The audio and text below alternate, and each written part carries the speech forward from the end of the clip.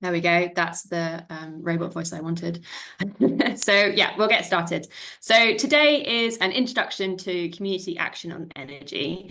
It's really quite a high level, kind of broad introduction. As I said in sort of some of the email exchanges, this is really aimed at groups, community-based groups that are kind of getting started on community energy projects or are kind of very, very new to it. So if you are an established energy group, you're very, very welcome here, but you might just find that some of the stuff you already know. So as I said before, my name's Tess and I'm with my colleague Amy here.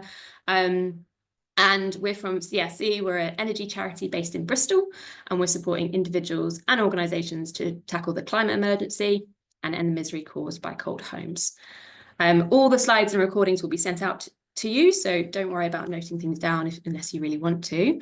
And today we're going to cover kind of a definition around community energy, the importance of community energy. We've got some case studies. We've got a short Menti, which is like a poll, a live poll. So you can hopefully bring in some of your perspectives, which we'd really like to get. And then we've got a bit of a wrap up at the end. So as I said, this is being delivered as a part of the Energy Learning Network. So this isn't the only event, nor is it the launch of the network. The Energy Learning Network is being run by Ashton and in partnership with ourselves, Community Energy England, Community Energy Wales, Community Energy Scotland, and Action Renewables that are based in Northern Ireland. It's a 4-year programme, so it's quite, it's kind of at the beginning and the planning stages, but we're at CSE, we're really keen to ensure that people who might not be running energy projects already are kind of brought along with us. So the aim of the learning network is really to try and help more groups grow and launch and support their local communities through climate change and through fuel poverty. And we really want to support people to do that as much as possible. So the network is going to be bringing some insights and resources, some connections to existing groups, but also bringing people along that might not be running these kind of projects. We're hoping to run some sort of mentoring and peer learning opportunities as well. So hopefully, as we sort of establish the Energy Learning Network a bit more thoroughly, you'll be able to engage with it across the country and bring your expertise, but also learn from each other as well. It's a 4-year programme, so we're really excited to kind of get started with that. There will be more Energy Learning Network events as well as we go ahead, so hopefully you'll be able to get a lot from it. So first things first, just wanted to kind of take a step back and do the kind of why is this important? Why are we here? Well, hopefully a lot of you kind of know this, but we are facing a huge global challenge with climate change, and the science is really clear on that. We need to drastically reduce our fossil fuels, our use of fossil fuels, to avoid the worst impacts of climate change. And decarbonising our energy system is a huge part of that.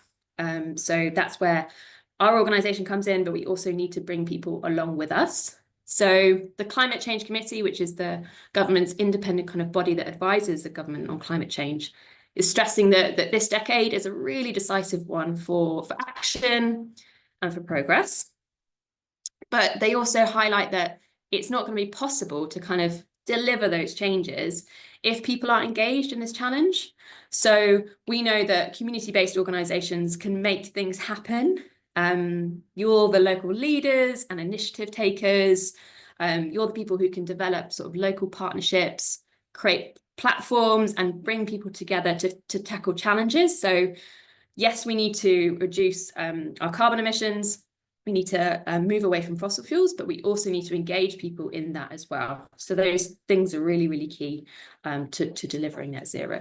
So yeah, fairness and local action are really, really essential parts of that.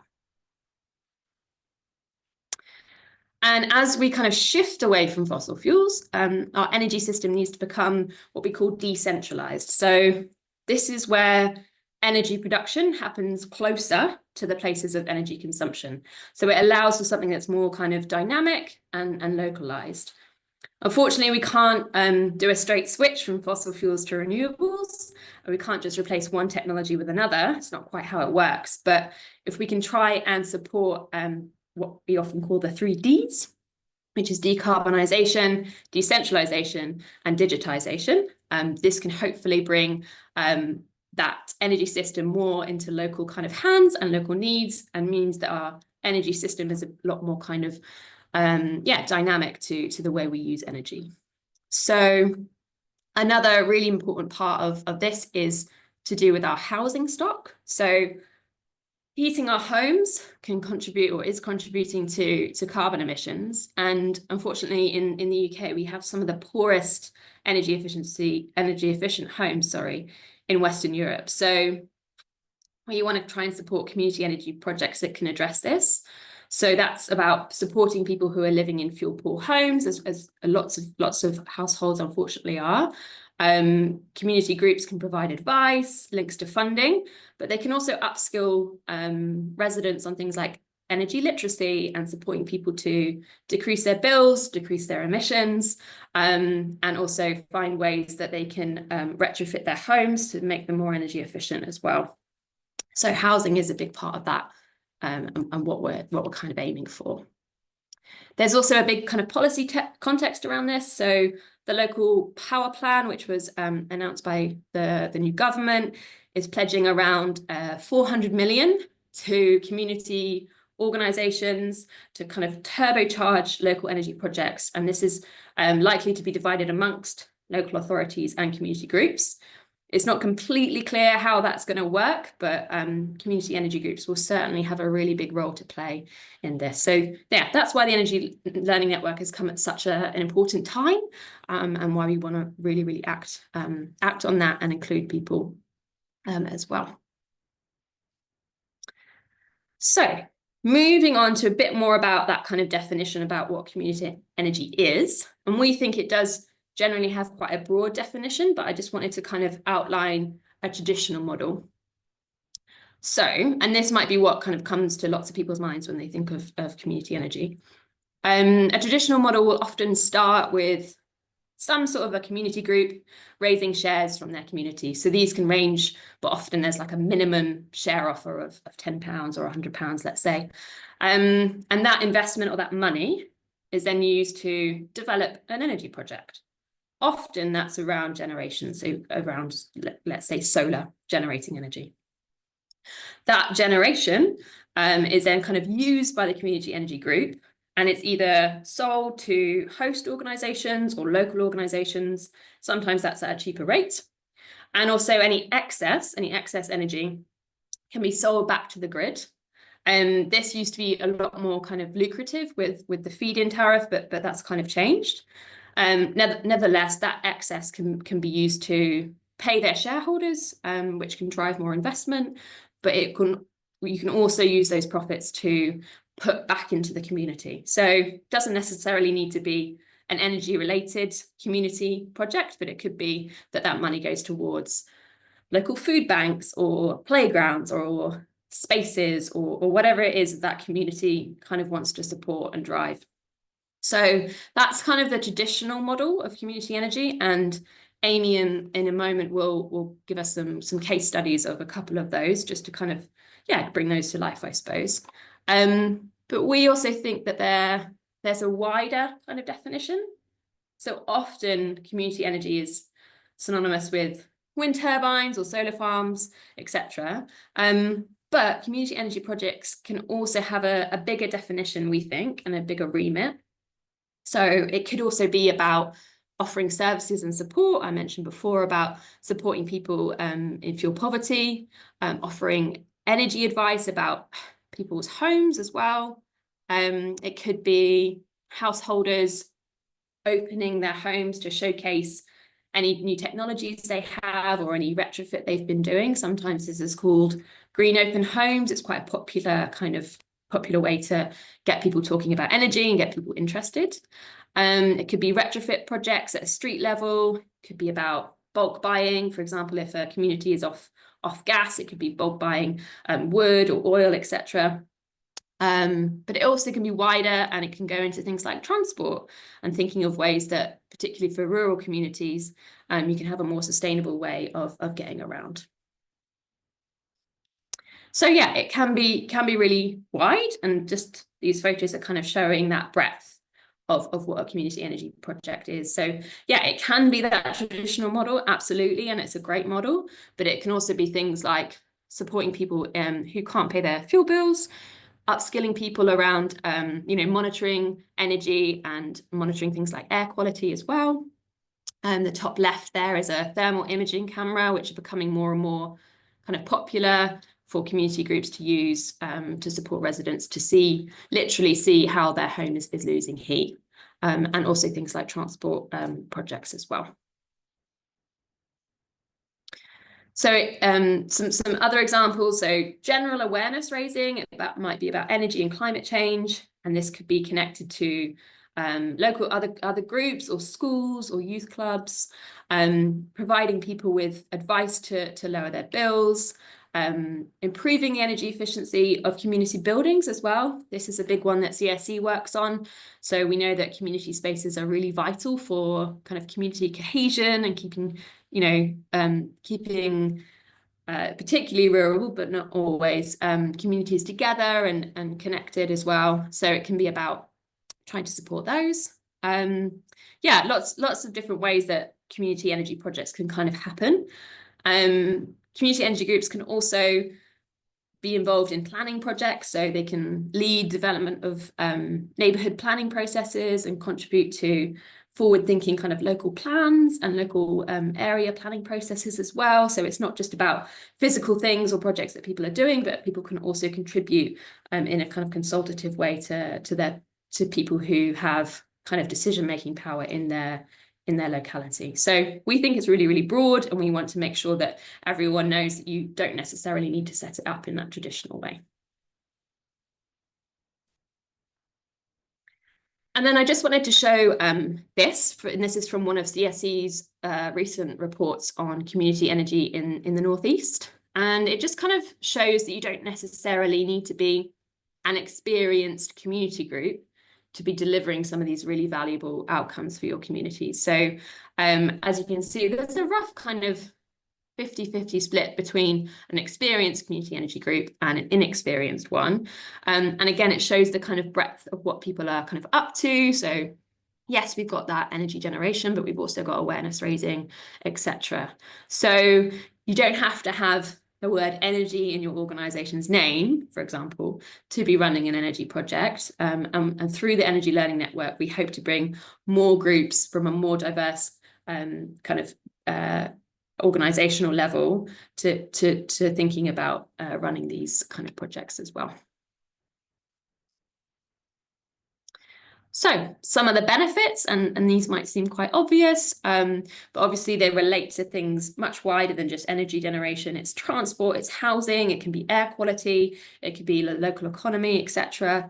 And crucially, it's about making it possible for kind of ordinary people, let's say, to play a more kind of active role in creating change in a low carbon society. And that kind of links back to what we were talking about right at the beginning of the session about, yes, we've got these goals on climate change, but we need to bring people with us. So people generally have kind of a greater feeling of responsibility, feel more empowered to act as well around climate change, which can sometimes seem like something that's kind of out there and something that can't be changed sort of from an individual perspective.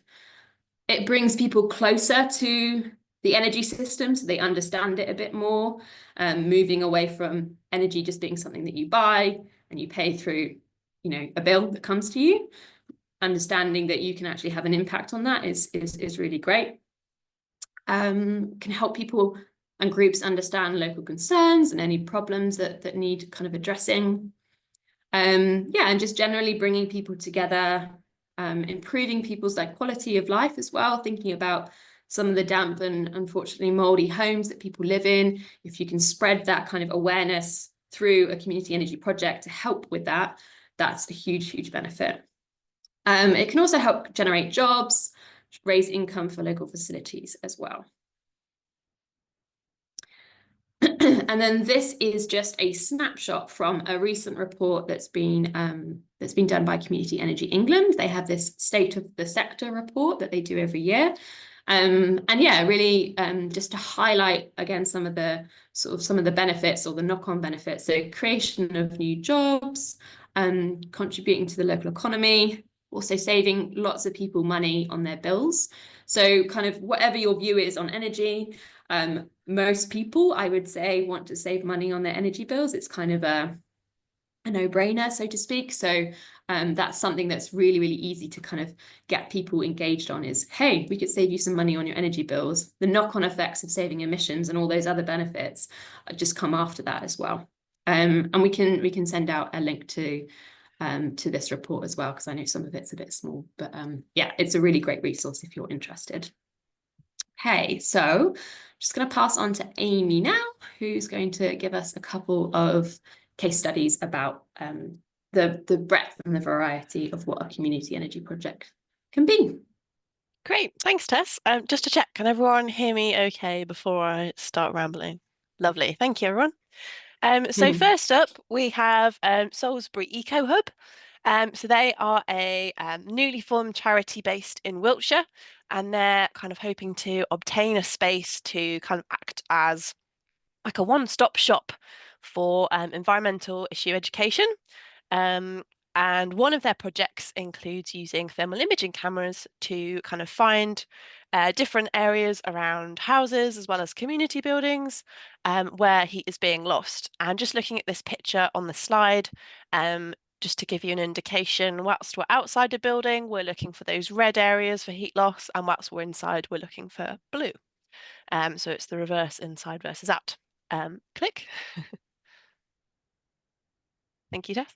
Yeah, as part of their service, they kind of walk through those buildings with the building owner, and then they can recommend sort of simple measures, such as things like draft proofing, where they can sort of fix those issues.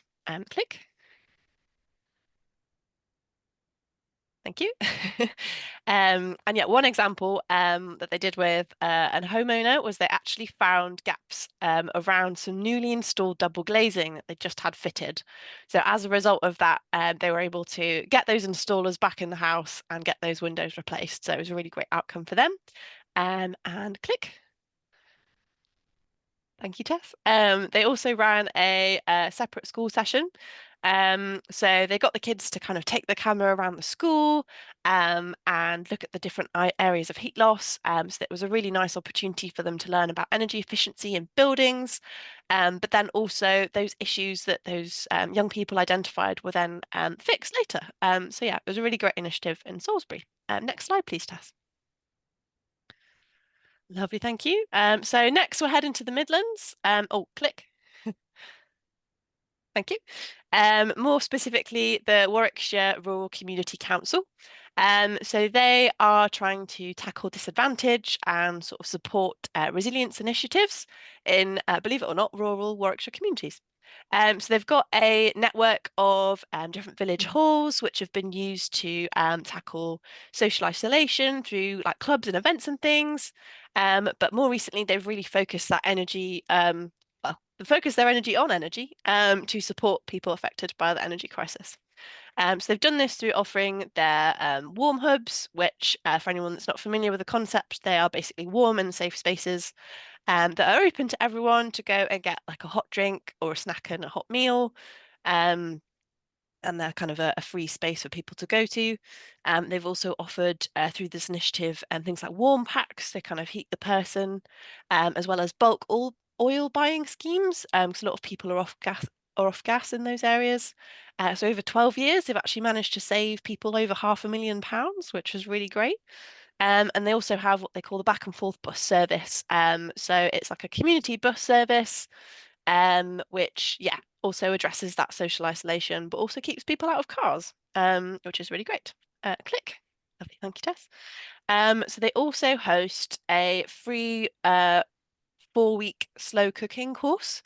As for anyone that might have used a slow cooker before, they are a really ideal way of preparing food with kind of keeping your energy levels down. So they only cost about 4p an hour to run.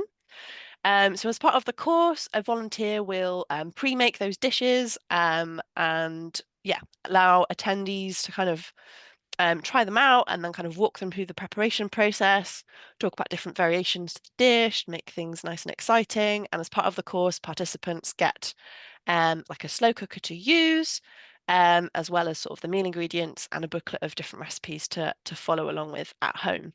Click. Thank you.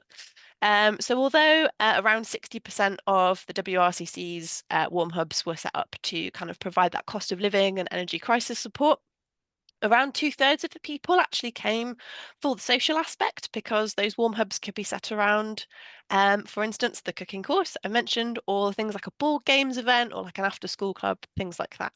So also a really important initiative there. Next slide, please, Tess. Lovely, thank you. So next we're heading to London, particularly Greenwich and Lewisham, for Southeast London Community Energy. So these guys have kind of got what Tess was referring to earlier as that kind of more traditional model. Um, so these guys were set up back in 2014, and they wanted to really address inequality, reduce energy demand, and also kind of distribute more sort of decentralized energy, so make sure that no one's kind of left behind. Next, or click. Thank you. So they've got 11 different solar arrays so far in different community buildings across South London, Southeast London, sorry. And they're actually opening up another share offer soon for some more community building arrays. And they've actually interestingly got a share offer for lighting system upgrades as well, which I've not really come across before. And they also offer an energy advice session for people that are kind of struggling with their bills. So their kind of offer for community buildings in schools kind of is as follows. So they'll install the solar on the roof. So it's funded completely by community membership. So there's no hidden costs or fees for the building itself. The building pays for what they use and then any additional kind of energy that they need from the grid. And because that electricity costs around kind of 50% less than it would kind of, if they were getting it from a supplier, they can reduce their energy, their costs kind of from day one, really. So it's a really kind of beneficial project. Next point, please, Tess. Thank you. And yeah, so they also offer things like training and workshops. So all of their resources are on the website, which I've linked on the slide here, including upcoming ones as well as past ones. So do check that out if you've got some time spare. And they also actually hire, they call it a solar roller, which they use for festivals and events, looking for green power and a solar powered sound system. So really cool different approach there as well. So although this group are sort of quite an established community energy group, they work with lots of grassroots groups kind of at that local level, because, you know, building those local relationships are really, really important. Next slide, please, Tess. Lovely, thank you. And click, thank you. So my last example is community energy, but it's a slightly different approach. So it's done on a national scale. So Big Solar Co-op are a not-for-profit, carbon first, and a volunteer-led organisation. Click. Thank you. So they install solar on kind of medium-sized roofs. So primarily kind of those community buildings again, as well as schools and even some businesses. And they do that using ethically made solar panels. So the way that they work is they install and maintain the solar panels over the kind of the length of the contract, which is roughly about 20 years. And then they sell that electricity back to the site to cover their costs. So kind of similar to the previous example that I mentioned, but they do that at the reduced rate. So again, they can keep those kind of community buildings feasible for longer and keep them kind of running in the face of the energy crisis. And then the money that they generate is used to repay investors at kind of that 5% rate or sort of 2% higher than the base rate. So it's kind of sort of similar to investing your money in savings, although obviously capital being at risk there. And they've done this sort of through their nationwide share offer. So they've actually managed to raise 1.25 million so far. Click. Thank you.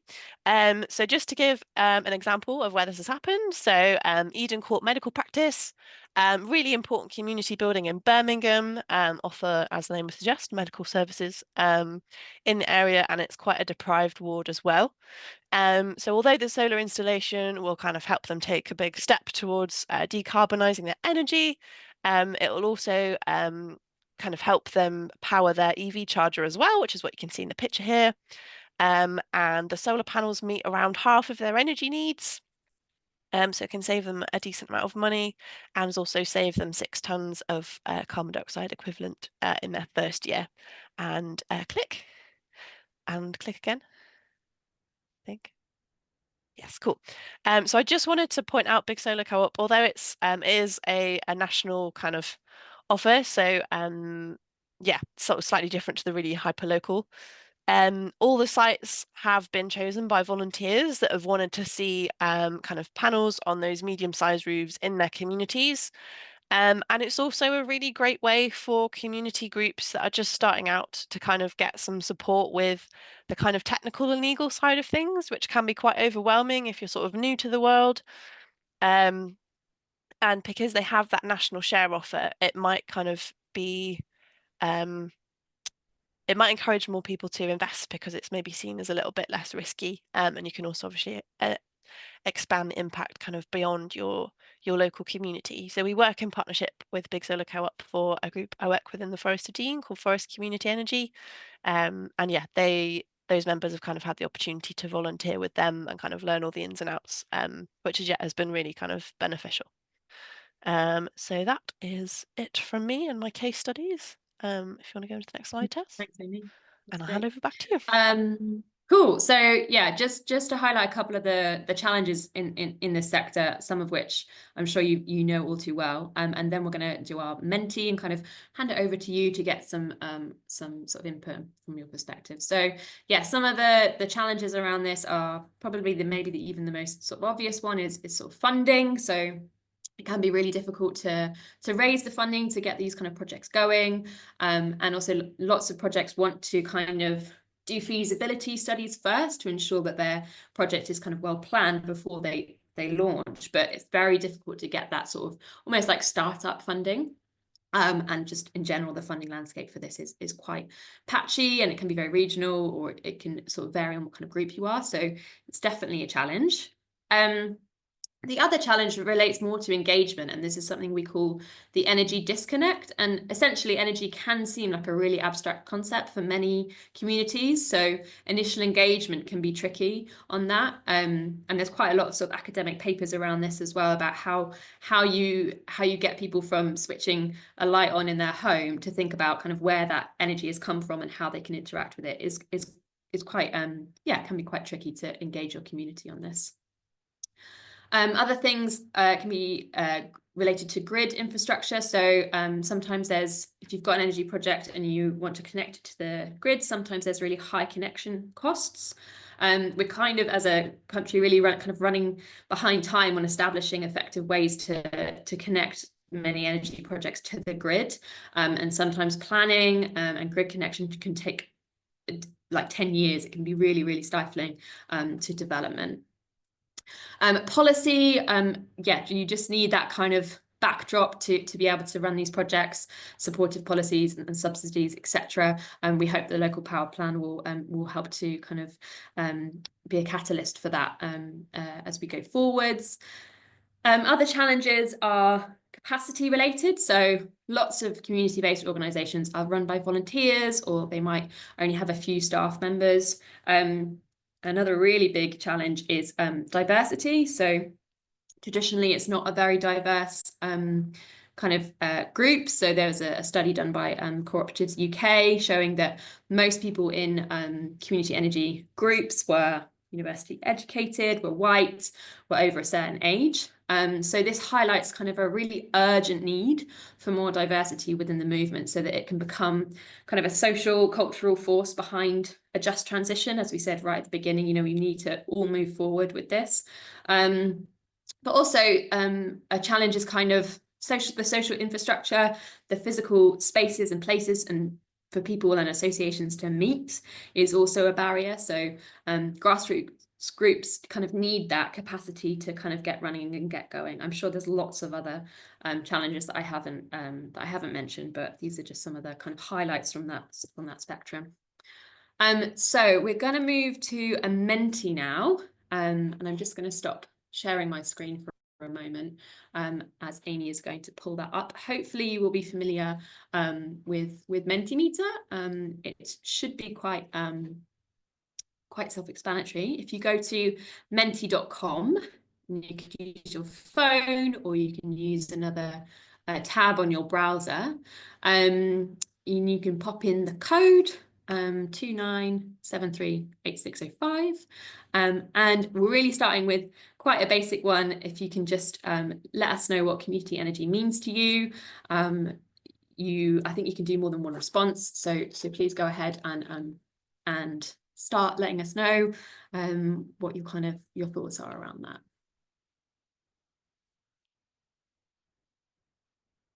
And if anyone's got any issues, resilience, nice, great, local.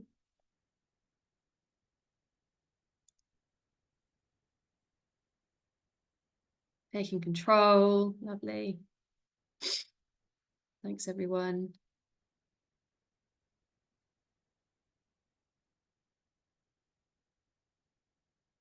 Defossilize, nice. Powering up, self-sustaining, carbon savings, ownership.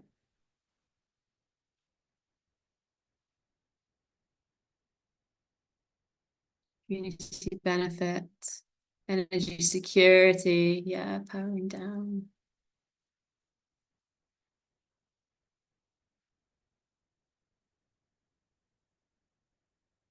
Positive, community owned, independence, yeah. Great, thank you everyone. These are all really valuable as well because we'll feed this back to the Energy Learning Network and the partners within it as well. So we can show people what it is people think about, and the next questions as well will help us shape it. So thanks everyone. Any more for any more? Seems like the cloud has come to a steady still. We'll wait a bit more. Oh, there we go. And we can share these as well because I think they're a nice way to sort of, yeah, to show people's different perspectives. Hope, oh, that's a nice one. Education, opportunity, focused, saving money. Yeah, absolutely. Climate leadership, reducing deprivation.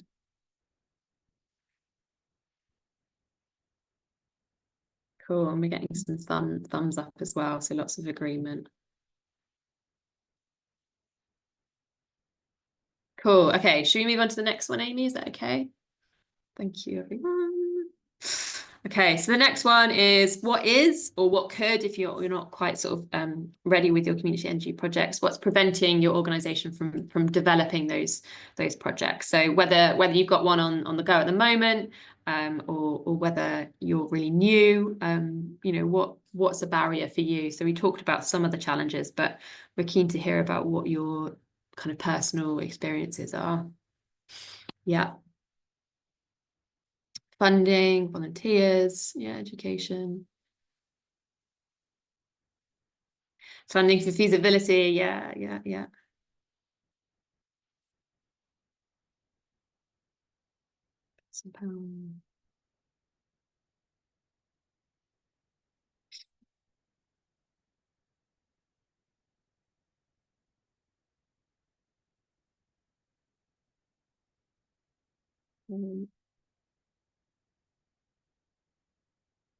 Thank you. Amy, are you able to scroll down? Yeah, nice, just as they come in.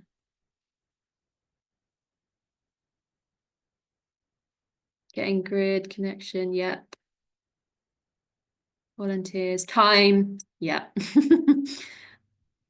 And to take the next step. Okay, technical knowledge, grid infrastructure, risk. Fear of change, that's interesting. Skepticism from the local authority, engagement.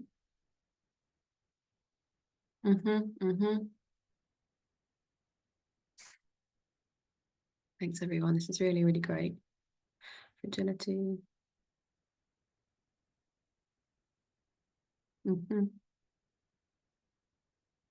Inertia.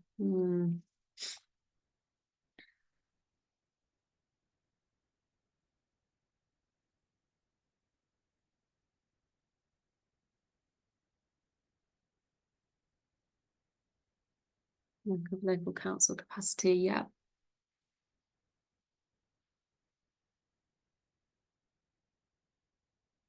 Yeah. Diverse range of project opportunities with different solutions. Yeah. It's not a cookie cutter.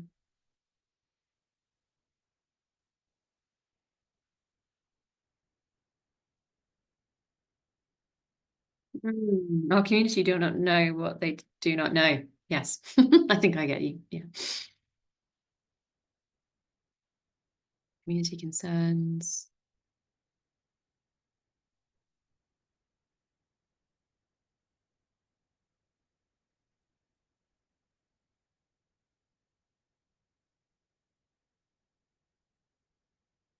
Initiative complexity, lack of funding, innovation not welcomed by funders. Yeah. Lots of conversations, but no practical action. Yeah, that must be frustrating. Okay, that's great.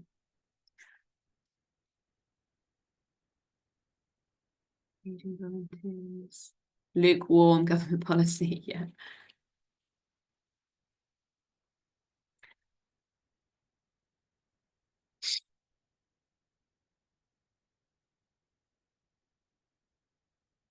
Great. Okay, just in the interest of time, let's maybe skip on to the next one if that's okay, Amy. Thanks, everyone.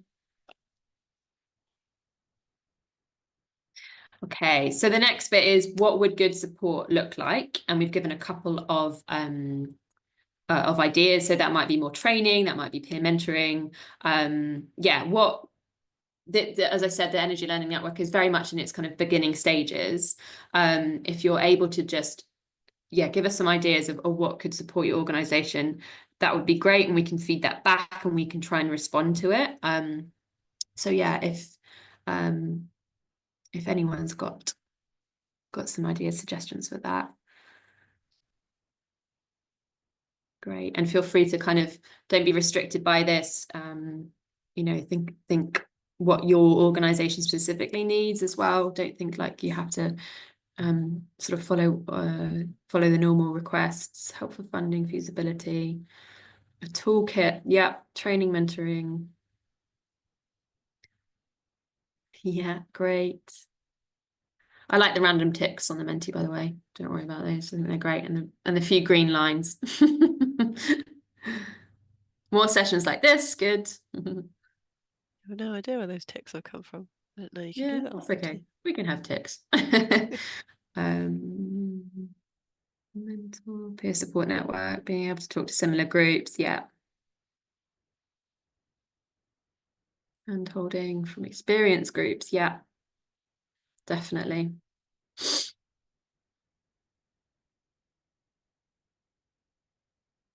Oh, I think the tick is when someone sends a thumbs up via Menti. Okay, fair. I thought that's what that one at the bottom was, but anyway. Strategy templates. Oh, local champions, yeah.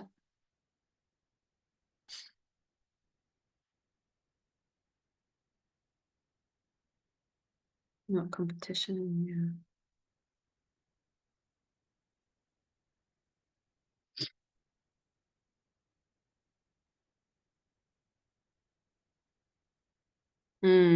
Community energy shouldn't be this hard. Oh, I really feel that.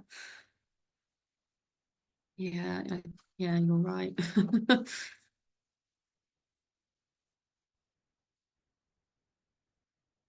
Cool. And some of these things will take, and we might be able to respond to some of them as well. There might be so some of you are asking around toolkits and maps, etc. There are some great tools out there, so we'll share them. Not to say that that will completely solve the question, your concerns, but hopefully through the network we'll be able to share those resources and insights. I love solar car stickers. Oh, nice. Cool. It's good to know. Yeah, payment for hosting. Oh, great. There's some people in the chat are putting some resources in as well. Thanks for that. We'll share those. One from Ireland, apparently, and from the Net Zero Hub. Thank you. Great to hear that the case studies are giving you new ideas.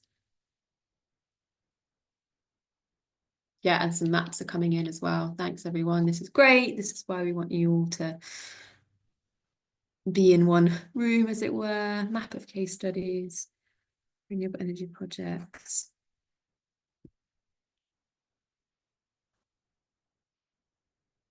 Okay, I think we've got one more, I think, Amy. And then, yeah. And then it might be some overlaps in this one, but what are the main risks that you perceive working in this space as well? That would be great to hear. Again, we'll feed this back and any kind of common themes we can communicate through the network as well. So they might be financial, they might be more organizational sort of level risks that small fish in a big pond, disenchantment of volunteers. Burnout goalposts changing. Oh, yeah, okay. Overwhelm.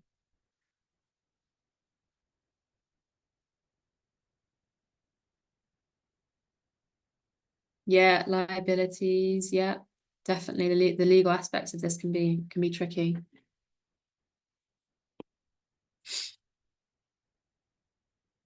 Yeah, reliable installers. That's a big gap for sure.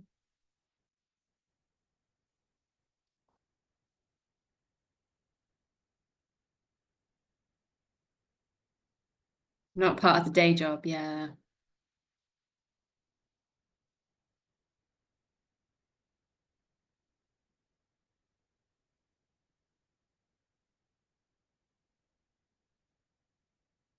Interesting. Unskilled industry. Yeah.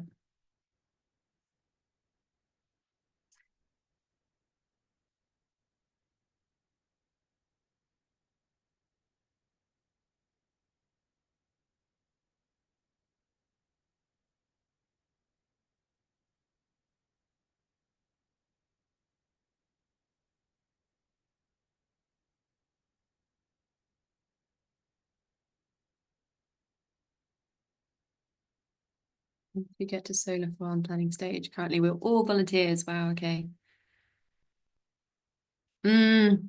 Yeah. There's a point on diversity here, which is really, really valid. Yeah.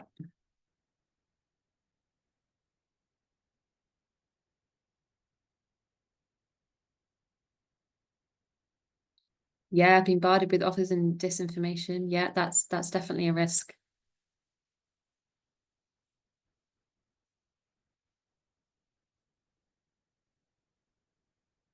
Planning rejections. Yeah.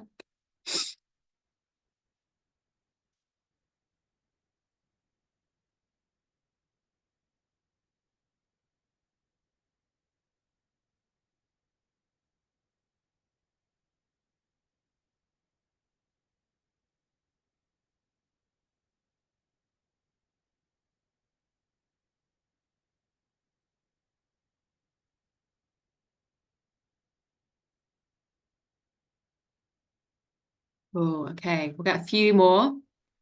Keen to get as much in as possible. Community engagement, conservation in areas planning constraints, lots of admin, lots of reporting. Yeah, areas that need change most can't afford it. Yeah, that's a really common one. Okay. Right. Thank you, everyone. Well, there's still a few more. No, I want to keep going. Okay. I'm going to move on just because we've only got sort of 10 minutes or so left. But thank you all so much for these. That's fantastic. I just want to share a final kind of sort of wrap up about what we've kind of got to offer as well. So the idea about sort of CSE's role in this is that we run these kind of webinars, and obviously this is the first one, but then a month or so later, we're going to run like a reflective session. So the reflective session, the next one is going to be on the 12th of December, and we'll send out the link to that and to sign up. Again, it's only an hour or so, but the idea behind this is really to kind of go beyond a webinar. There's so many webinars out there, and that's fantastic. There's so much information being circulated, but often we attend these things and then we kind of get on with our daily lives, and that's very understandable. So what we want to try and do through this is kind of bring some webinar to action, I guess.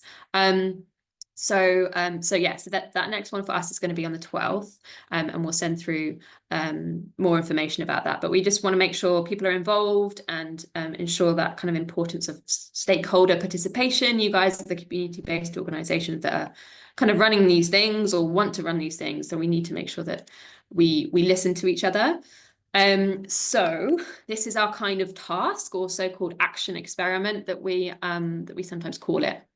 And again, we'll send this out in the notes, so you don't need to worry too much about just getting one side of it. So we're just going to ask you to ask yourself and your organisation 3 questions. So if you're thinking about a community energy project for your organisation, it might be one that's already happening. It might be one that you're just getting going with. It might be something that's really sort of just out there.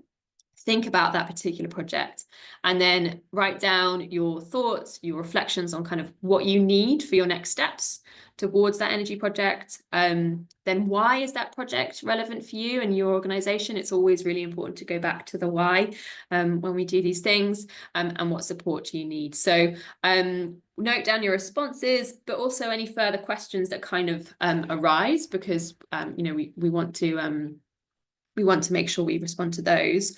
So just note them down on a piece of paper. Doesn't need to be particularly, don't need to write an essay or anything, just your kind of initial thoughts. And then what we'll do at the next session will be a lot less kind of chat from us, and we'll do breakout rooms, and hopefully we'll create a bit more of a peer learning kind of network, and maybe you'll come across people who either inspire you or you can inspire them, or vice versa, as well. So that's the kind of aim with our reflective sessions. So after each kind of first webinar, we'll have one of those about a month later. So really love if everybody could come along to that, and we can all get talking to each other a bit more as well. And then what else is on kind of offer?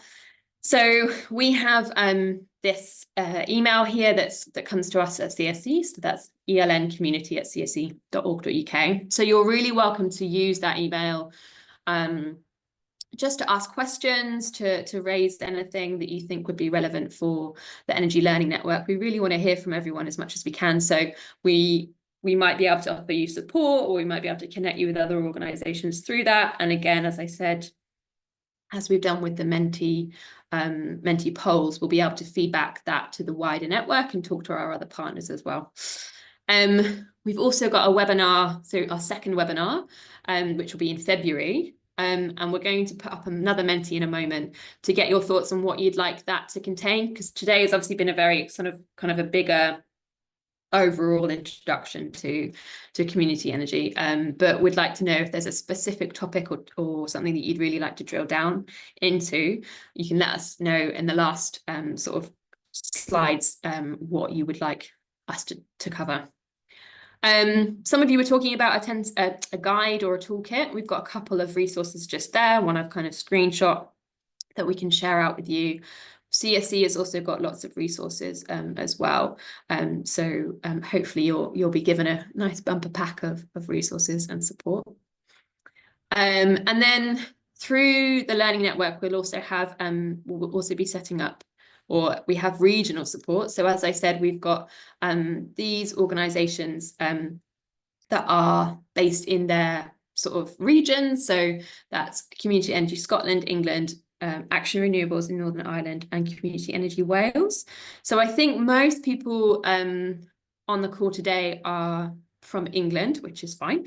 But if you happen to be from one of the regions, or you are close to the border, or you know people or other organisations that are also working on community energy projects or wanting to, the regional partners will also be able to support you on a more kind of like local level.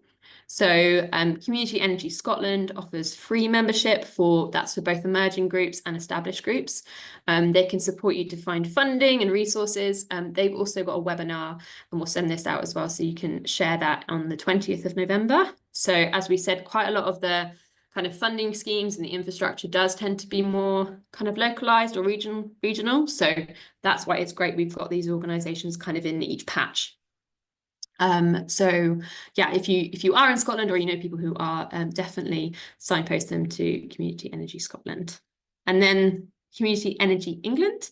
So they also have a membership offer. So you can be part of a national network, and you can receive regular sort of updates and be part of their membership calls. Part of their membership can also involve you advertising jobs or events, or even sort of share offers via Community Energy England. They also have an awards nomination if you kind of want to get involved with that as well. And then Action Renewables are based in Northern Ireland, and they're offering support services for groups that are navigating their way through that difficult sort of challenging energy sector that we've talked about. And then Community Energy Wales, you can also become a member. You can join their Rani network. I hope I've pronounced that correctly. But they can also connect you with other groups. They can advocate for you and support networking as well. So yeah, if you're in those regions, definitely get in touch about how you can get that more localized support. But also be a good steward within your sector. And if you know other groups in those regions, let them know about it too. Cool. Okay, so just the last 5 minutes or so, we'd like you, just before you go, to let us know what you'd like on the next webinar. So I'm just going to let Amy reshare.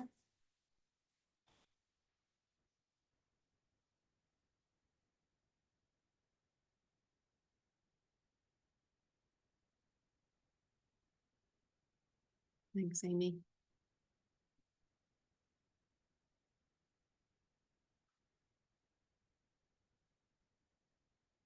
Gotchas, bear traps, and watchouts. Interesting.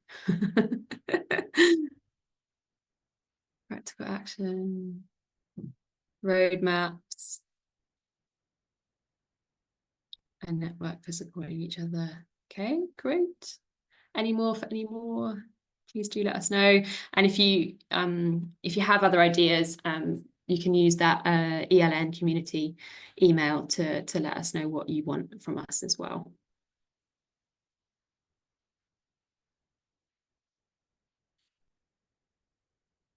Oh, great. There's some other resources that are being highlighted in the chat as well. So saying that the Net Zero Hubs have lots of support programs. Thank you.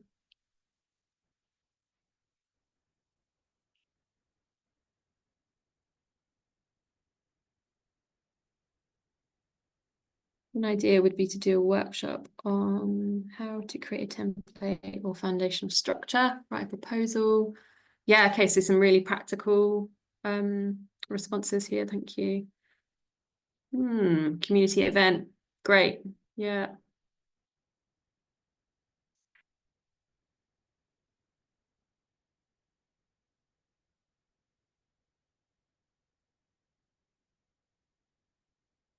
All case studies, how they did it. Yeah, okay. How to engage with your MP. Cool. This is also really helpful for us to shape the reflective session as well, because we want to make sure you can all learn from each other as much as possible.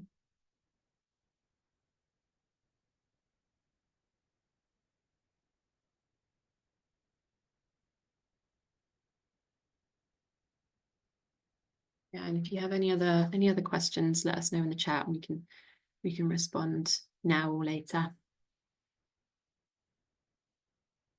How to get your community behind you, insight into community wind turbines. Great. Yeah, that would be good. How government is shaping flowchart to help find a route. Okay.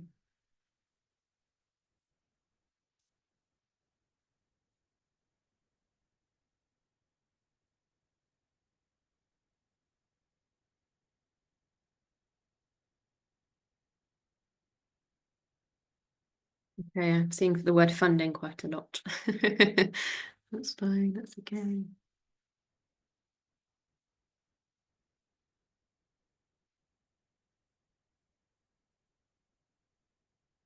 Great, thank you. Some really great resources in the chat as well. Thanks, everyone.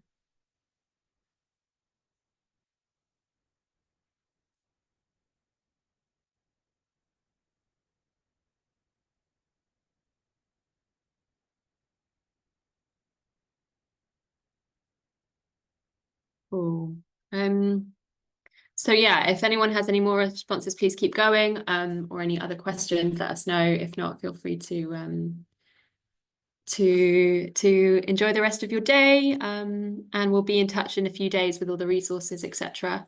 And hopefully this is the start of something that's supportive to you and your group as well.